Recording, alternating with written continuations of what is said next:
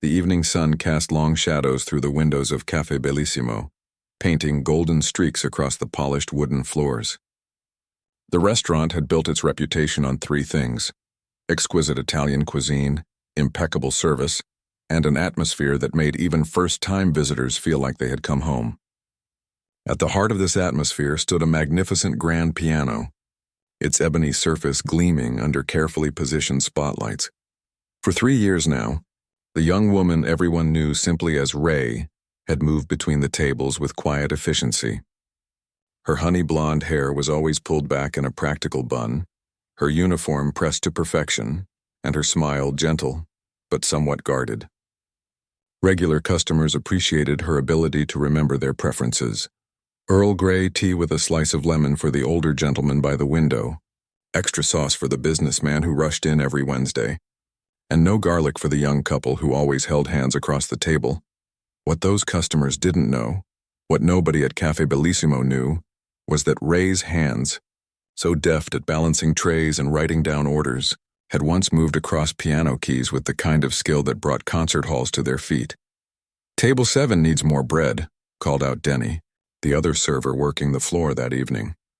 Ray nodded, already moving toward the kitchen with practiced steps.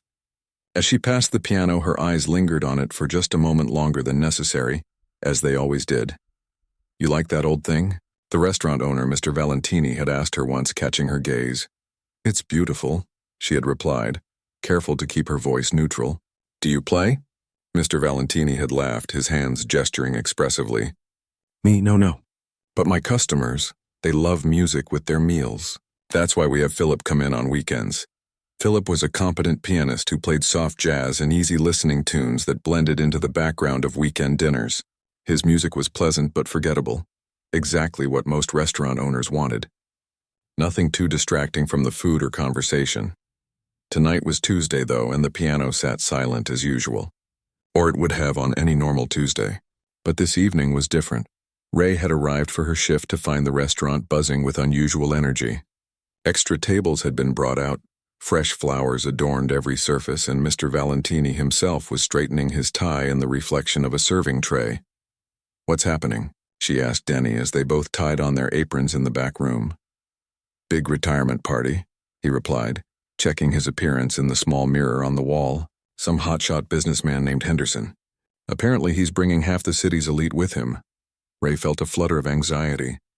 Large parties meant more work, more eyes watching, more chances for memories to surface that she'd spent years trying to bury.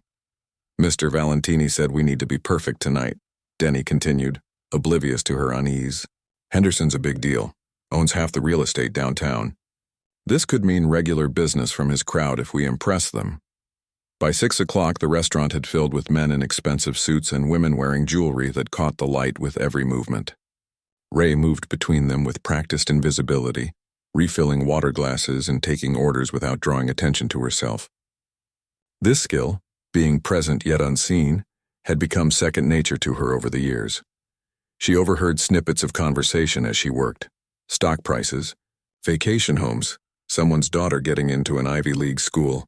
These were people who lived in a world she had once been destined to join, though through a different door than the one they had used. At 7:30, Mr. Valentini's phone rang.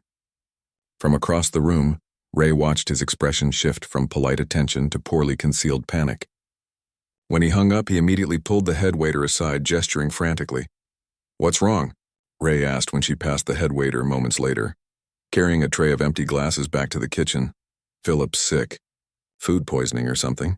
He can't make it, and Henderson specifically requested live piano music for after dinner." He ran a hand through his thinning hair. "Mr. Valentini is trying to find a replacement, but on a Tuesday night with no notice."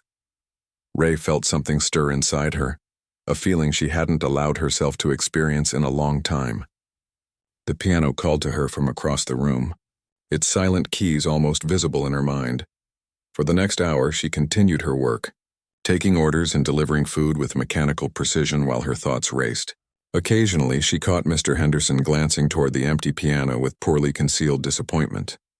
He was a tall man with kind eyes that crinkled at the corners, sitting at the head of the largest table, surrounded by people competing for his attention. Such a shame about the music, she overheard one woman say to him. You always did love the classics. Henderson nodded, his smile not quite reaching his eyes. It's fine. The food is excellent, but Ray could see it wasn't fine. This was his celebration, his moment to mark decades of work. And something was missing. During a brief lull, she found herself near the kitchen where Mr. Valentini was stress-eating breadsticks and muttering in Italian.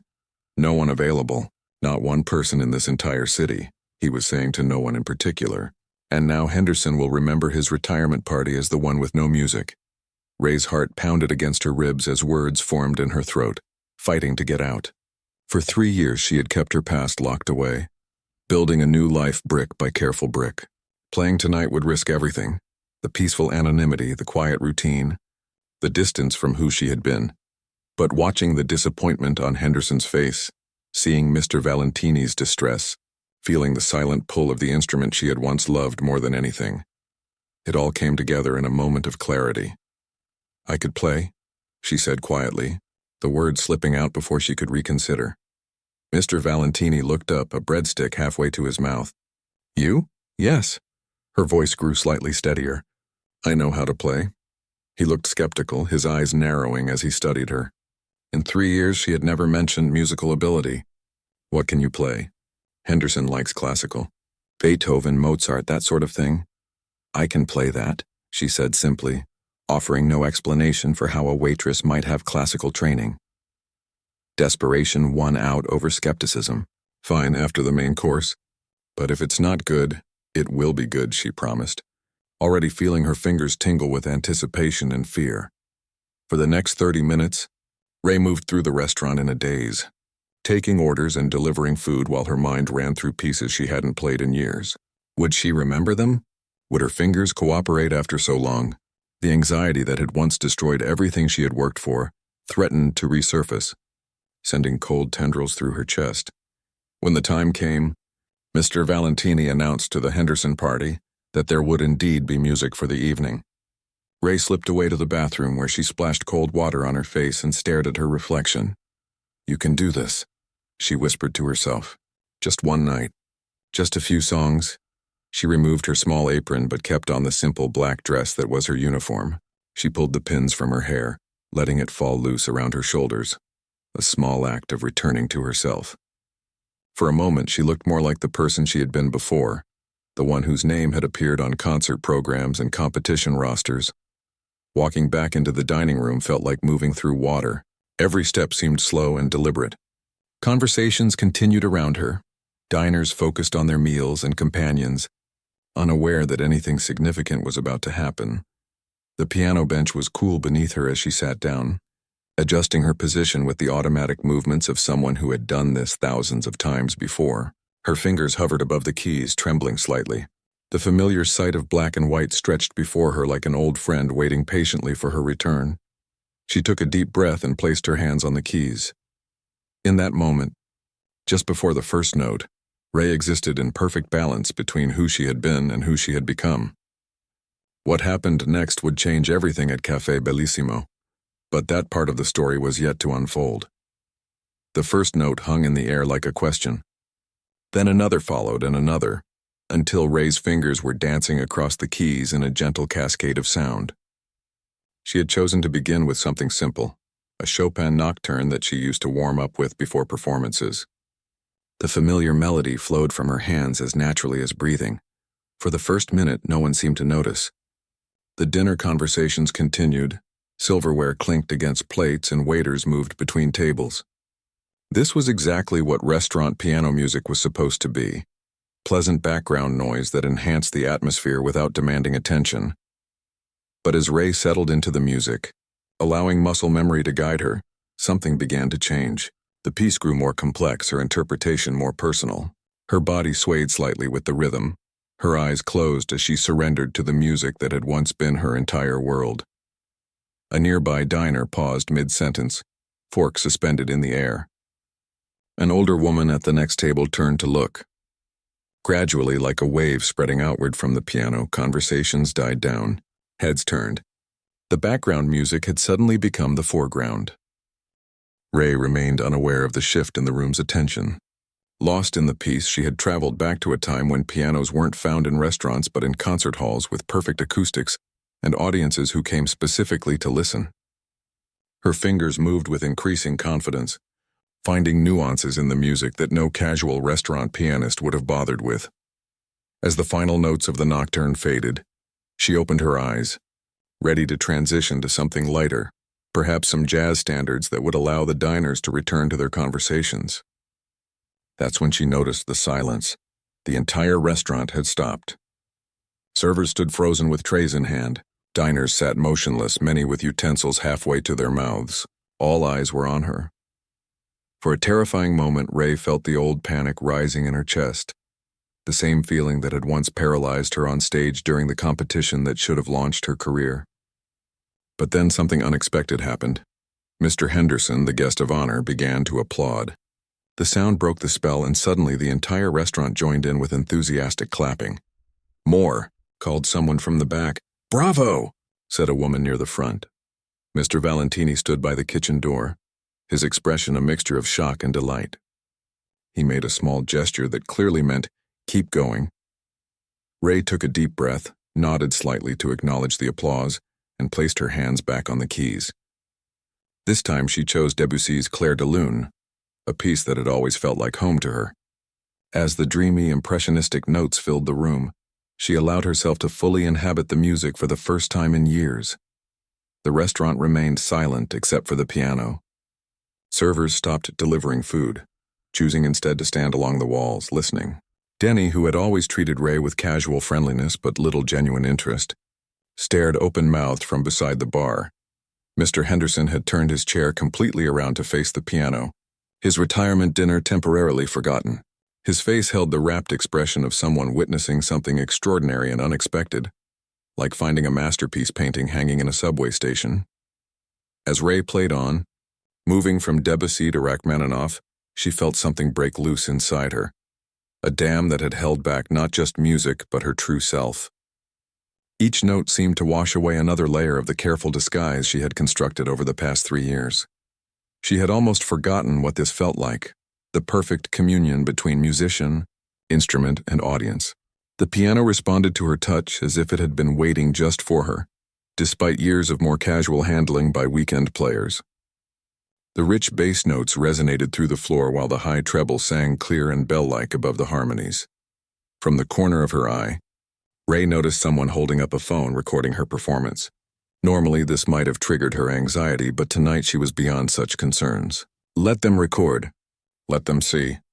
The careful walls she had built around her past were crumbling with every measure, and somehow it felt right. When she finished the Rachmaninoff piece, the applause was immediate and thunderous, entirely unlike the polite appreciation usually offered to restaurant musicians. Mr. Henderson rose from his seat and approached the piano, his dinner companions watching with curious expressions. "Excuse me," he said during a break in the applause. "Would it be too much to ask for some Gershwin?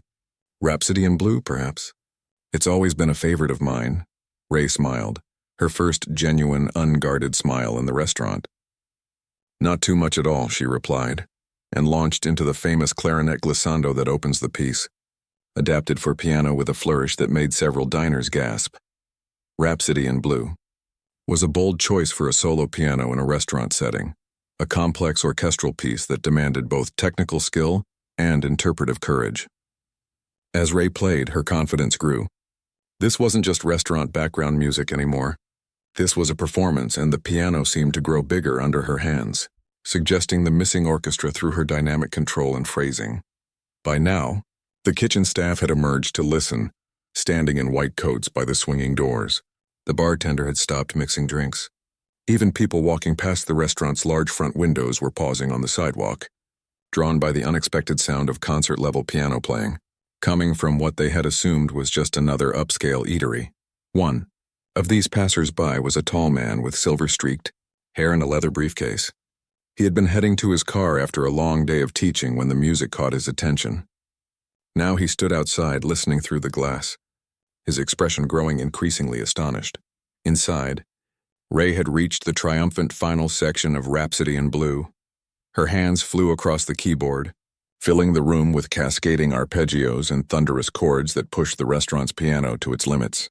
When she struck the final notes, holding them until they faded into silence, there was a moment of awed quiet before the room erupted. The applause was no longer polite or even enthusiastic. It was rapturous. People stood from their tables.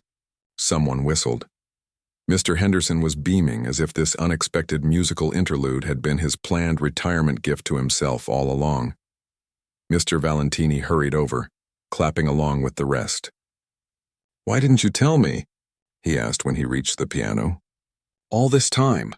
You're not just good, you're—" He seemed at a loss for words, gesturing expansively with his hands as if trying to encompass something too large to express.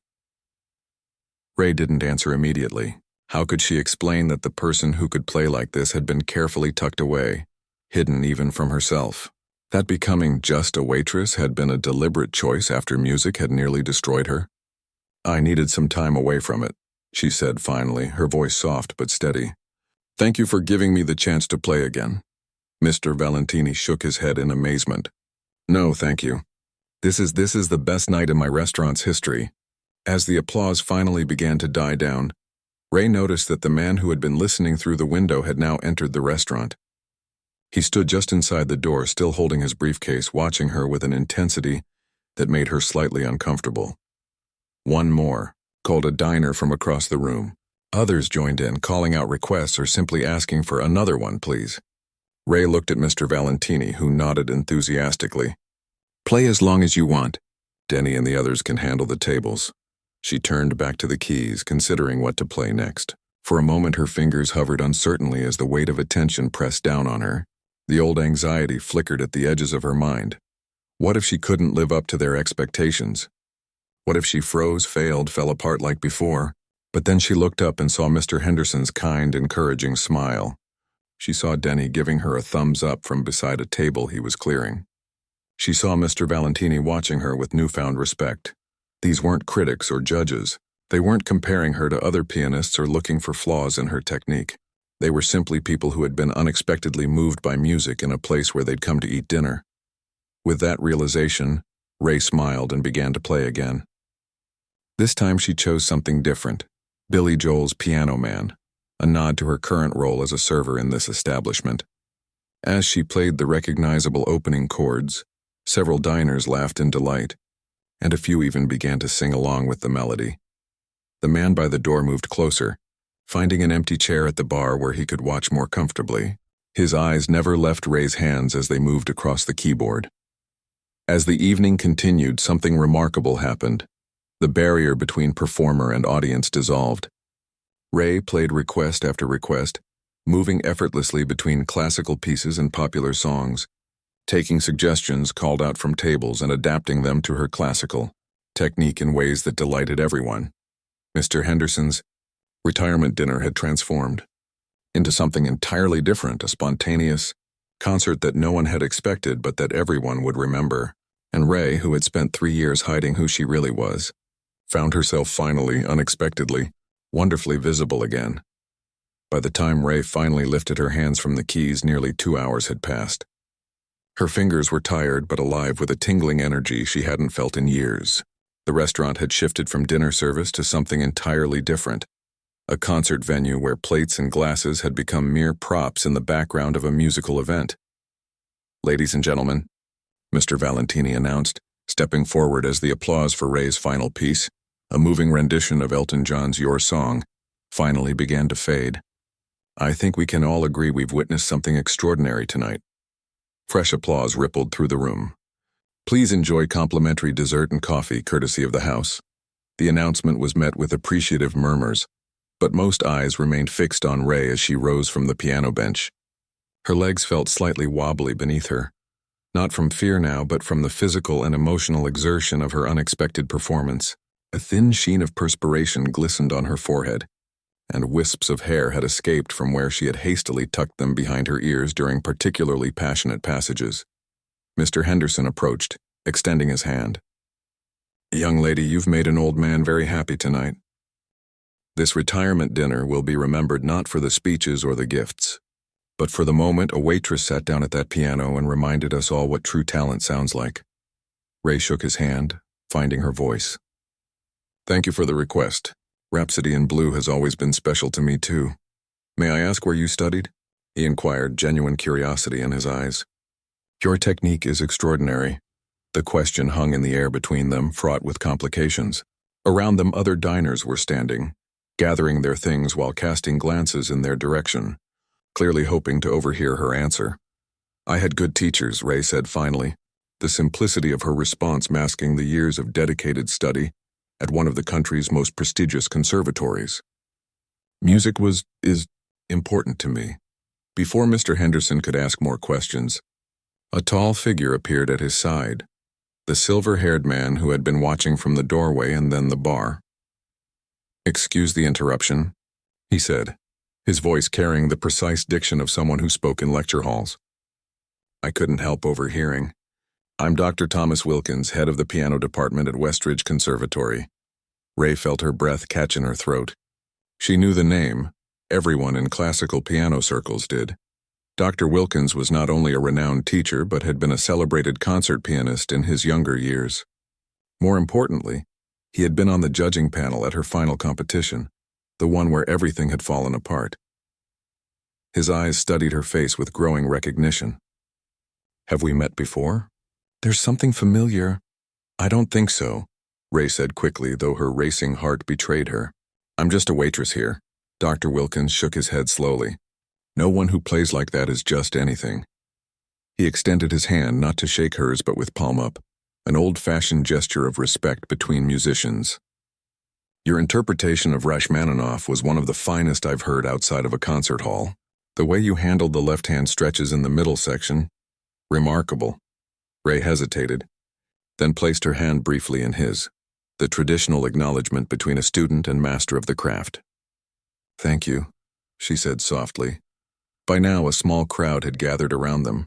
Denny hovered nearby, his expression a mixture of confusion and awe as he looked at his co-worker of 3 years with new eyes.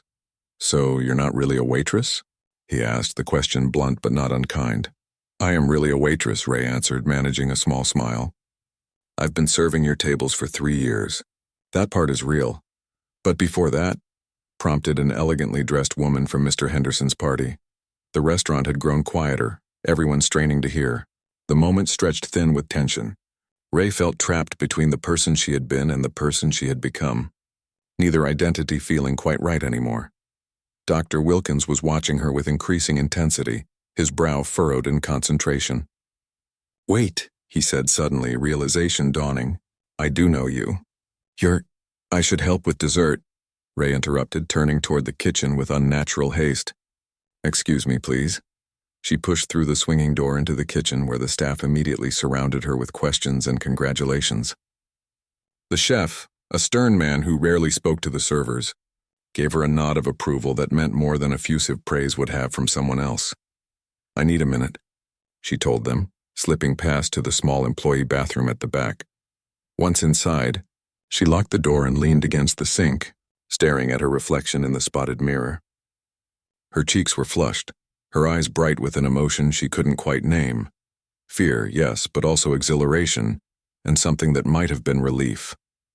The careful mask she had worn for 3 years had slipped, revealing glimpses of the person underneath. A soft knock on the door startled her. Ray, it was Mr. Valentini's voice. Are you okay? She took a deep breath and opened the door. Her boss stood there, concern etched on his face. I'm fine, she assured him. Just needed a moment. He nodded, understanding in his eyes. The Henderson party is leaving. They asked to say goodbye to you. And that professor, he left his card. Mr. Valentini held out a simple white business card. He said even if you don't want to talk about the past, he'd like to talk about your future. Ray took the card, running her thumb over the embossed lettering. Dr. Thomas Wilkins, Department Chair, Piano Performance, Westridge Conservatory. Thank you, she said, slipping the card into her pocket. I'll go say goodbye. When she returned to the dining room, most of the Henderson party was gathering coats and bags. Mr. Henderson himself approached her with a warm smile. There you are. We were afraid you'd run off before we could properly thank you. He reached into his jacket and pulled out an envelope. The dinner was to celebrate my retirement, but the real gift tonight was your music. Please accept this as a token of our appreciation. Ray started to refuse, but something in his expression stopped her. This wasn't charity or pity. It was genuine gratitude from someone who understood the value of what she had shared. Thank you, she said, accepting the envelope with a small nod. I'm glad I could be part of your celebration. As the Henderson party filed out, other diners approached to express their thanks and wonder. A middle-aged couple asked if she would be playing again. A young man wanted to know if she gave lessons. A little girl who had been dining with her parents presented Ray with a hastily drawn picture of a stick figure at a piano. Through it all, Ray found herself responding with increasing ease. The social anxiety that had been her constant companion for years, gradually receding in the face of such genuine warmth. These weren't critics judging her technical skills or competition rivals measuring themselves against her. They were simply people who had been moved by music in an unexpected place. As the last customers left and the staff began cleaning up, Mr. Valentini pulled Ray aside. So, he said, gesturing toward the piano. This changes things, no? Ray hesitated. I don't know. I didn't plan any of this. But it happened, he pointed out. And now we must decide what to do next. Philip. He named the regular weekend pianist with a dismissive wave. Philip is adequate. You are. He kissed his fingers in a classic Italian gesture of perfection. Are you offering me a job as the restaurant pianist? Ray asked, surprised. Yes, no. Mr. Valentini ran a hand through his thinning hair. I am saying, maybe both. You are a good server, yes, but a magnificent pianist. Perhaps some nights you serve, some nights you play. We pay you more, of course. The offer was unexpected but not unwelcome. The thought of playing regularly again sent both a thrill and a wave of anxiety through her. Could she handle returning to music in this controlled way? A restaurant wasn't a concert hall. The stakes were lower, the atmosphere more forgiving. I need to think about it, she said finally. Mr. Valentini nodded. Of course, but not too long, eh? Already the phones are ringing. He gestured to where Denny was answering the restaurant's line. People asking if the piano girl will play tomorrow. Your video, it's already on the internet. Ray felt a jolt of panic. Video? Many people recorded you. It's wonderful publicity. Mr. Valentini didn't seem to notice her distress. One man said he recognized you from somewhere. Asked if you were the same pianist who... I need to go, Ray interrupted, suddenly needing air. I'll let you know about the job. Tomorrow. Outside, the night air was cool against her flushed skin. She leaned against the brick wall of the restaurant, trying to steady her breathing. After years of careful anonymity, she had exposed herself completely in a single evening. There would be no going back to the comfortable obscurity she had constructed. As she stood there, the restaurant door opened and Denny emerged, untying his apron. Hey, he said, stopping beside her. You okay? Ray nodded, not entirely truthfully. I had no idea. He shook his head in wonder. Why would someone who can play like that be waiting tables? It was the question everyone would be asking now. Ray looked up at the stars, visible despite the city lights. Sometimes you need to step away from the thing you love most, she said quietly. To remember why you loved it in the first place. Denny considered this, then nodded slowly. Well, for what it's worth, you were amazing in there. Like goosebumps amazing, he paused. And whatever happened before, whatever made you stop playing, it clearly didn't take away your gift. His simple words touched something deep within her. Perhaps that was the most important realization of the night. That despite everything, the music was still there, waiting patiently for her return. As Denny walked away toward the employee parking lot, Ray reached into her pocket and felt the business card Dr. Wilkins had left.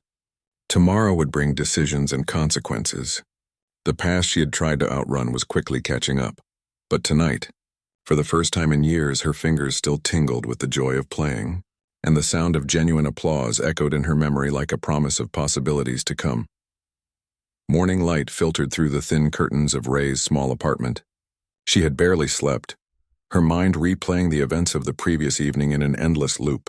The envelope Mr. Henderson had given her lay unopened on her bedside table. Beside it sat Dr. Wilkins' business card, the embossed letters catching the sunlight. With a sigh, Ray reached for her phone, which she had deliberately ignored since leaving the restaurant. The screen showed 17 missed calls, 32 text messages, and countless notifications from social media accounts she rarely used anymore. Scrolling through the texts, she saw congratulations from co-workers, questions from old acquaintances who had somehow already seen the videos, and 3 messages from a number she didn't recognize but that made her heart skip, a New York area code. She opened her social media and immediately wished she hadn't. A video titled, "Waitress Stuns Restaurant Crowd with World-Class Piano Skills" had over 50,000 views already. Another was called "Mystery Pianist Revealed? Former Prodigy Returns." The thumbnail showed her face, captured mid-performance, eyes closed in concentration. Ray closed the app quickly, her hands trembling slightly. This was exactly what she had been avoiding for 3 years. Exposure, attention, the weight of others' expectations. And yet a small part of her, a part she had tried to silence, felt a flutter of something like satisfaction. People were listening. People were moved. Her phone rang, startling her. The screen showed Mr. Valentini's name. "Hello," she answered cautiously. "Ray." His voice was breathless with excitement. "Have you seen? The videos, they are everywhere." The restaurant phone has not stopped ringing. "Everyone wants to know when you will play again. I haven't decided if—" "And the most amazing thing," he continued, too excited to hear her hesitation, "a reporter from the Tribune called. They want to do a story. The waitress who stunned the city," they said. "Isn't it wonderful?" Ray's throat tightened. "Mr. Valentini, I don't think—" "Oh, and Dr. Wilkins called here looking for you. He was very insistent, said he remembered where he knew you from, said you were—" "I need to go," Ray interrupted, panic rising. "I'll call you back." She ended the call and sat on the edge of her bed, trying to steady her breathing. The carefully constructed walls around her past were crumbling faster than she had anticipated.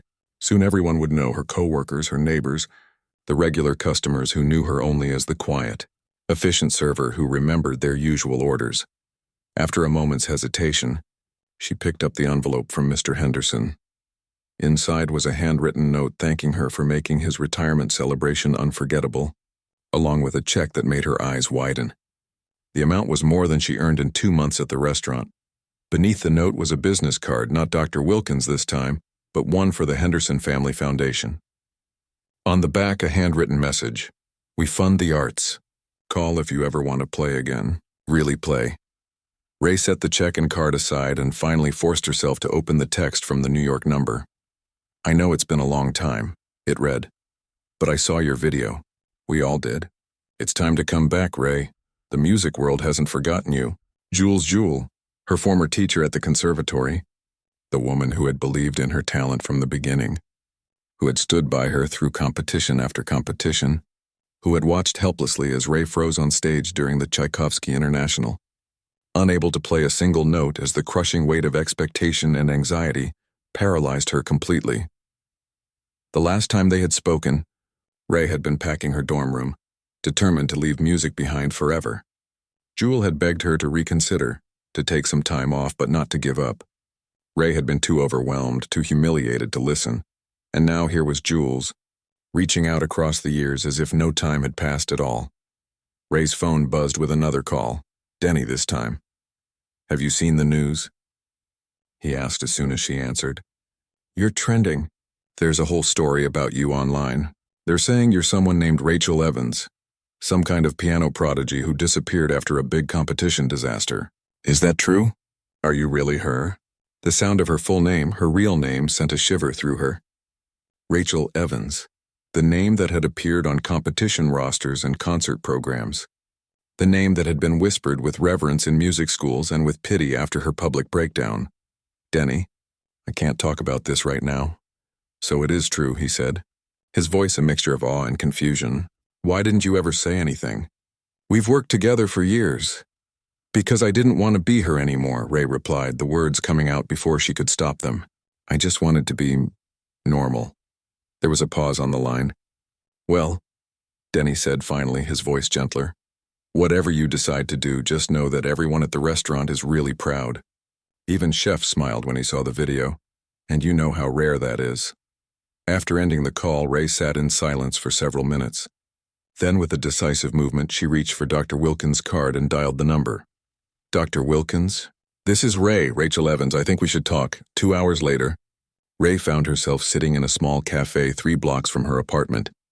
facing the man who had been a judge on the panel the day her career imploded. Dr. Wilkins looked much the same as he had 3 years ago, distinguished, with intelligent eyes that missed nothing. He stirred his coffee slowly, studying her face. "I recognized you the moment you played the Rachmaninoff," he said. "The way you handle the emotional transitions is unmistakable. But I wasn't entirely sure until I saw your hands on the keys. You have very distinctive hand positions, something Jules always encouraged, I believe." Ray nodded, her fingers curling reflexively around her teacup. She said traditional positioning limited expressiveness. She was right, Dr. Wilkins agreed, though somewhat controversial in classical circles. He leaned forward slightly. "Rachel, I go by Ray now," she interrupted. "Ray, then," he amended smoothly. "What happened to you at the Tchaikovsky was unfortunate, but it wasn't the end. Many great pianists have had public setbacks. Vladimir Horowitz disappeared from performing for 12 years. Michelangelo would cancel concerts at the last minute due to anxiety. It wasn't just stage fright, Ray said quietly. It was everything, the pressure, the constant comparison to other pianists, the feeling that one mistake would ruin everything." She looked down at her hands, and I was right. One public failure and everyone looked at me differently. Dr. Wilkins shook his head. "The music world can be cruel, yes, but it also forgives and forgets faster than you might think. New talents emerge every year. Scandals come and go. What remains is the music itself and your relationship to it." He paused, letting his words sink in. "What I heard last night wasn't a waitress playing piano for tips. It was an artist who had found her way back to her art." Ray felt tears threatening and blinked them away. "I don't know if I can go back to that life." "Perhaps you don't have to, not in the same way," Dr. Wilkins suggested. "There are many paths for someone of your talent. Teaching, chamber music, collaborative work with other artists." He hesitated before adding, "Or even solo performance, but on your terms this time." "My terms?" The concept seemed foreign after years of following prescribed paths and others' expectations. "Yes, your choice of venues, repertoire, schedule." He smiled slightly. "The conservatory has a small recital series. Very intimate settings, appreciative audiences. No critics, no competitions. Just music for people who love it." The idea tugged at something inside her, a longing she had suppressed but never truly eliminated.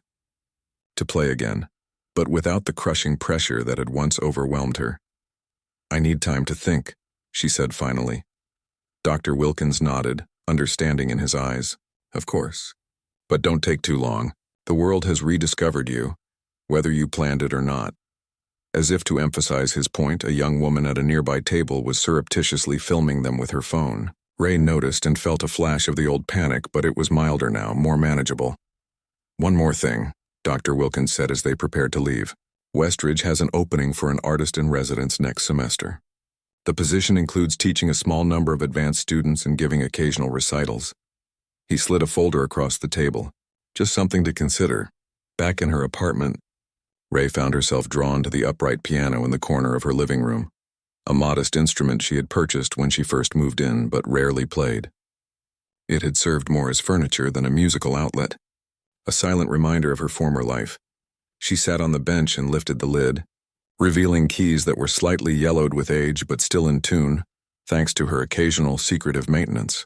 Her fingers hovered above them, hesitant yet drawn by muscle memory and longing. The first chord she played was tentative, almost apologetic. But the sound, even from this humble instrument, awakened something that had been dormant for too long. She began to play, not the demanding classical pieces of her training, but a simple folk melody her grandmother had taught her when she was very young, before competitions and conservatories had complicated her relationship with music. As the sweet, uncomplicated tune filled her small apartment, Ray felt tears rolling down her cheeks. Not tears of sadness or anxiety this time, but of recognition. This was why she had fallen in love with the piano as a child. Not for acclaim or achievement, but for the pure joy of creating something beautiful with her own hands. Her phone buzzed again on the coffee table. Mr. Valentini, no doubt with more news about her viral fame. She let it ring, her fingers continuing their gentle dance across the keys. Whatever decisions awaited her, whatever consequences came from her unexpected return to public notice, this moment was hers alone. A quiet reunion between artist and instrument, with no audience to please but herself. The melody ended, the final notes lingering in the air like a question waiting to be answered. Ray took a deep breath and reached for her phone. It was time to decide what came next. 6 months had passed since the night Ray's hands first touched the keys of the piano at Café Bellissimo. 6 months of change, adjustment, and rediscovery. The small recital hall at Westridge Conservatory was filled to capacity. Every seat taken, with people standing along the back wall. A hushed anticipation hung in the air as the audience waited for the evening's performer to appear. Backstage, Ray took slow, measured breaths, her hand resting lightly on the wall for support. She wore a simple black dress, elegant but not flashy, and her honey blonde hair was styled in loose waves around her shoulders. No more waitress uniform, no more tightly pulled bun, no more hiding. 5 minutes, the stage manager said quietly, giving her an encouraging smile. Ray nodded, her throat too dry for words. Despite everything that had happened over the past months, despite all the progress she had made, the familiar tendrils of anxiety were creeping in, threatening to pull her back to that terrible moment 3 years ago, when she had frozen before an audience much like this one. A light knock on the door interrupted her spiraling thoughts. Dr. Wilkins entered, his expression calm and reassuring. "How are you feeling?" he asked, though he could surely read the answer on her face. Terrified, she admitted. "What if it happens again? What if I can't play? What if you can?" he countered gently. "What if tonight is exactly what you need, what the music needs?" Ray managed a shaky smile. "You sound like Jules." "High praise indeed," Dr. Wilkins chuckled. "She's out there, you know, front row." "Along with everyone else from my past and present," Ray said, the knowledge both comforting and overwhelming. Mr. Valentini had closed the restaurant for the evening so the entire staff could attend. Denny had promised to cheer loud enough for 2 people. Even Mr. Henderson had called to say he wouldn't miss it for the world. "Not everyone," Dr. Wilkins corrected, "just the ones who matter. The ones who see you really see you, not just what you can do with those remarkable hands of yours." His words touched something deep inside her, a truth she had been slowly learning over these months. The difference between being valued for her talent and being valued for herself. 2 minutes, called the stage manager from the hallway. Dr. Wilkins squeezed her shoulder gently. "Remember what we discussed. You're not playing for them. You're inviting them to listen as you play for yourself." He slipped out, leaving Ray alone with her thoughts, and the ever-present clock ticking down the moments, until she would face an audience again. Her first formal recital since the disaster that had sent her fleeing from the music world. So much had changed since that night at the restaurant. The viral videos had indeed revealed her identity, bringing a flood of attention she had once feared would drown her. Music blogs had run stories about the prodigy's return. Former classmates had reached out. Critics had speculated about whether she was making a comeback, but rather than being swept away by the tide, Ray had found herself standing surprisingly firm. Perhaps it was the years of anonymity that had strengthened her.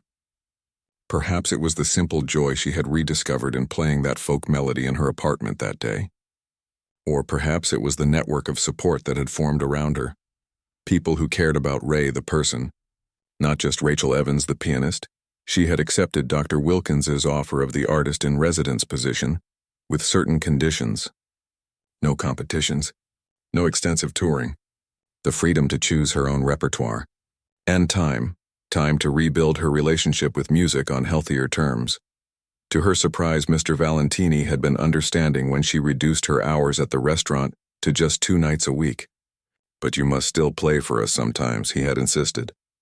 "The regular customers, they miss you." And so a new routine had emerged. Teaching advanced students at the conservatory 3 days a week. Waiting tables on Fridays and Saturdays, and on Sunday afternoons playing casual sets at Café Bellissimo, where the pressure was low and the appreciation genuine. Tonight, however, was different. Tonight was a formal recital, a statement, a declaration that Rachel Ray Evans was neither running from her past nor allowing it to define her future. "It's time," the stage manager said, appearing at the door. Ray nodded and stood, smoothing her dress with hands that trembled slightly, but didn't have the paralyzing shake of true panic. She followed the stage manager down the hallway, the sound of the waiting audience growing louder with each step. At the edge of the stage, she paused, peering out at the sea of faces. There in the front row sat Jules, her former teacher, elegant as always with her silver hair swept up in a classic chignon. Beside her was Dr. Wilkins, looking pleased and slightly nervous on her behalf. Mr. Valentini and the restaurant staff occupied a row near the middle, Denny giving her a thumbs up when he caught her eye. And scattered throughout were faces both familiar and strange. Students she now taught, musicians she had once competed against, music lovers who had seen her viral videos. The stage manager gave her a gentle nudge. They're waiting. Taking one final deep breath, Ray stepped onto the stage. The applause that greeted her was warm and encouraging, nothing like the cold, evaluative atmosphere of competitions. She moved to the gleaming grand piano, a far cry from the restaurant's well-used instrument, and took her seat, adjusting the bench with careful precision. Looking out at the audience, Ray felt a moment of déjà vu, the ghost of her past failure threatening to overlay this new beginning. But then she caught sight of a small figure in the third row, the little girl who had given her the stick figure drawing at the restaurant that night. She was clutching a program and beaming with excitement. Beside her, an older woman, her grandmother perhaps, leaned down to whisper something in her ear. In that moment, Ray remembered why she was here. Not to prove anything to the critics or the music world, but to share something beautiful with people who wanted to listen, to pass on the gift that had been given to her long ago, when she was no bigger than that child. She placed her hands on the keys and began to play. Her program was unconventional by classical recital standards. She opened not with Bach or Mozart, but with the folk melody her grandmother had taught her, the one she had played in her apartment that day when she began to reconcile with her musical self. From there, she moved into Debussy's Clair de Lune, the piece she had played at the restaurant, before tackling more complex works by Chopin and Rachmaninoff. For the first few minutes, she was acutely aware of the audience, their reactions, their attention, the weight of their expectations. But gradually, as the music flowed from her fingers, she found herself sinking into that special place where only the composition existed, the conversation between composer, performer, and listener that transcended time and space. Unlike the night at the restaurant, when she had played with abandoned emotion after years of restraint, tonight her performance was more measured, more intentional. She had nothing to prove, no need to dazzle. This was about honoring the music itself and her relationship to it. When she reached Rachmaninoff's Prelude in G minor, the piece that had silenced the restaurant that night, she felt a surge of confidence. Her fingers moved across the keys with precision and passion, finding the balance between technical excellence and emotional expression that had always been her strength. As the final thunderous chords of the Rachmaninoff faded, Ray remained still, hands poised above the keys, eyes closed. The moment of silence that followed felt sacred, a shared breath between performer and audience before the spell was broken by applause, and then it came. Not just applause, but a standing ovation that rolled through the hall like a wave. Jules was on her feet first, tears streaming unashamedly down her face. Dr. Wilkins followed, his usual reserve overcome by genuine emotion. The restaurant crew whooped and cheered, led by Denny's enthusiastic whistling. The little girl in the third row jumped up and down, clapping with unbridled joy. Ray stood and bowed, her own eyes damp with tears of relief and happiness. But this was not the end of her program. She had one more piece to play, something she had kept secret from everyone, even Dr. Wilkins. As the applause began to subside, she returned to the piano and spoke for the first time that evening, her voice soft but clear. Thank you all for being here tonight. For my final piece, I'd like to play something new, something I wrote myself. It's called Return, and it's dedicated to everyone who helped me find my way back to music. And to myself. A murmur of surprise and anticipation rippled through the audience. Rachel Evans performing her own composition? This was unexpected. Ray settled at the piano again and began to play. The piece started simply, with a melody that echoed the folk song she had opened with. But it gradually evolved into something more complex, incorporating elements of classical structure with modern harmonies. It told her story without words, the early passion, the crushing pressure, the silence of her years away, and finally, the joy of rediscovery. As the last notes faded, there was a moment of awed silence before the audience erupted once more. This time, Ray accepted their appreciation with a full heart, bowing deeply before leaving the stage. Backstage, she was immediately surrounded by well-wishers, Jules embracing her with tears, Dr. Wilkins beaming with pride, the restaurant staff clamoring to congratulate her. "You did it," Jules whispered, holding her at arm's length to look into her face. "You came back, not to where I was," Ray clarified, "to somewhere new." Later, after the crowd had thinned and the excitement had quieted, Ray found herself alone in the recital hall. The cleaning staff would arrive soon, but for now the space belonged to her. She returned to the piano and sat, running her fingers lightly over the keys without pressing them. The anxiety that had nearly overwhelmed her before the performance had faded to a manageable whisper. It would never completely disappear. She understood that now. It was part of her, just as music was part of her. The difference was that she no longer allowed it to define her or limit what she could do. As she rose to leave, Ray noticed something on the edge of the stage, a small envelope. Curious, she picked it up and found inside a crayon drawing of a woman at a piano, surrounded by music notes of various colors. At the bottom, in careful child's handwriting, were the words, "To the piano lady, thank you for the pretty music." Ray smiled, tucking the drawing carefully into her purse.